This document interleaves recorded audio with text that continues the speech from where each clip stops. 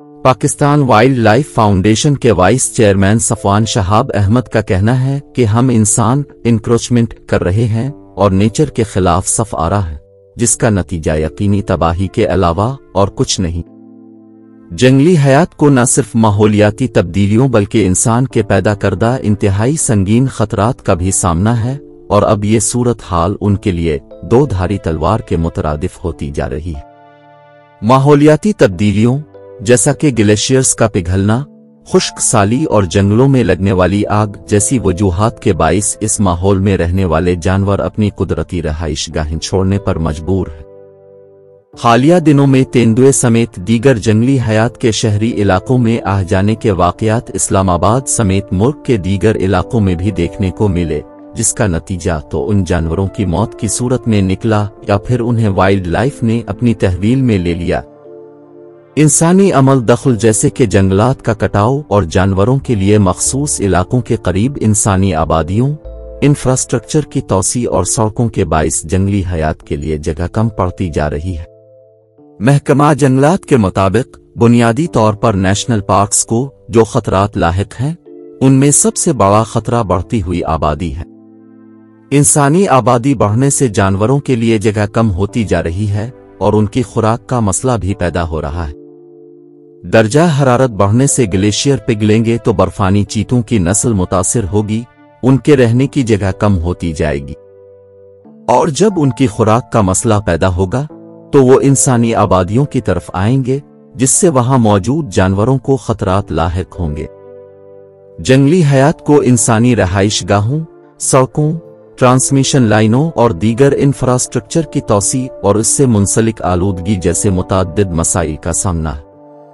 موسمیاتی تبدیلی پودوں کی نشو و نما کو متاثر کر رہی ہے، اس کا مطلب ہے جانوروں کے لیے خوراک کی کمی اور رہنے کے لیے موزوں جگہوں کا ممکنہ نقصان، جس سے جنگلی حیات ہجرت پر مجبور ہوں گے۔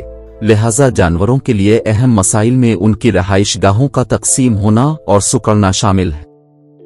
World Wild Fund WWF Pakistan کے مطابق دنیا بھر میں حیاتیاتی تنوع کے لیے بنیادی خطرہ قدرتی رہائش گاہوں کا نقصان ہے۔ WWF کے مطابق حیاتیاتی تنوع کو درپیش خطرات آپس میں ایک دوسرے سے جڑے ہوئے ہیں۔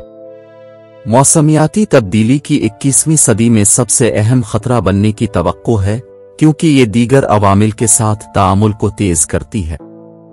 WWF کے مطابق اگرچہ انواع کے ختم ہونے پر آب و ہوا کی تبدیلی کے براہ راست اثرات کے بارے میں موجود معلومات اب بھی محدود ہیں، لیکن اس بات سے انکار نہیں کیا جا سکتا ہے کہ یہ حیاتیاتی تنوع کے نقصان اور جانداروں کی نسل کے ختم ہونے کو خطرناک شرح سے بڑھا رہی ہے۔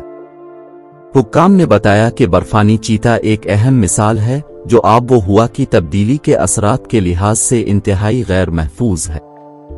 12 ممالک کے اندر ایشیا کے پہاڑوں میں رہنے والا یہ شکاری جانور موسمیاتی تبدیلیوں کی وجہ سے اپنی رہائش گاہ کا تقریباً 30% حصہ کھو سکتا ہے۔ رہائش گاہ میں اس کمی سے برفانی چیتے پر سنگین اثرات مرتب ہوں گے، جسے اپنے نقل مکانی والے رویے کی وجہ سے بڑے علاقوں کی ضرورت ہوتی ہے۔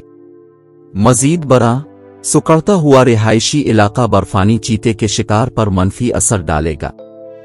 اس علاقے میں چرنے والے جانور رکھنے کی صلاحیت کم اور برفانی چیتے کے لیے خوراک کی دستیابی محدود ہو جائے گی۔ پاکستان وائلڈ لائف فاؤنڈیشن کے وائس چیئرمین صفوان شہاب احمد کا کہنا ہے کہ ہم انسان انکروچمنٹ کر رہے ہیں اور نیچر کے خلاف صف آ رہا ہے، جس کا نتیجہ یقینی تباہی کے علاوہ اور کچھ نہیں۔ انسانی انکروچمنٹ ہی انہیں مجبور کرتی ہے اور ہم سمجھتے ہیں کہ وہ ہماری آبادیوں میں آ رہے ہیں۔ در حقیقت معاملہ اس کے برعکس ہے۔